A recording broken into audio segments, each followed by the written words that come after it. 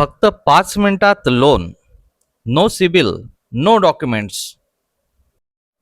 ऐकायला भारी वाटतंय ना? पण याच 5 मिनिटांच्या लालसेमुळे हजारो लोक मानसिक त्रास सहन करत आहेत.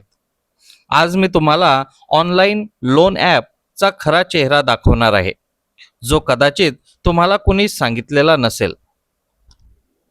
आजकाल प्ले स्टोअरवर शेकडो लोन ॲप्स आहेत. 2,000 ते 50,000पर्यंत इन्स्टंट लोन देण्याचा दावा करतात. पण प्रश्न असा आहे, हे ॲप खरंच सेफ आहेत का? काही ॲप लीगल असतात, पण अनेक फेक ॲप्स लोकांना ट्रॅप करतात. समजा तुम्ही 5,000 लोन अप्लाय केलं. अकाउंटमध्ये येतात फक्त 3,500.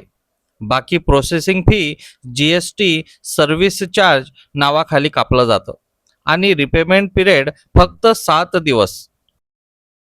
7 दिवसात पैसे भरले नाहीत तर सतत फोन कॉल्स, धमक्या, कॉन्टॅक्ट लिस्टला मेसेज, तुमचे फोटो एडिट करून बदनाम करणे. काही ॲप्स फोनमधील कॉन्टॅक्ट्स, गॅलरी मेसेजेसला ॲक्सेस घेतात, मग त्याचाच गैरवापर होतो.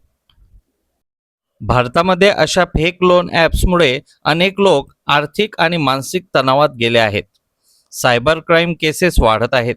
म्हणूनच सरकार आणि RBI वेळोवेळी अशा ॲप्सवर कार्यवाही करत असतात. मित्रांनो, लोन घ्यायचं असेल तर फक्त RBI रजिस्टर्ड NBFC किंवा ट्रस्टेड बँककडून घ्या.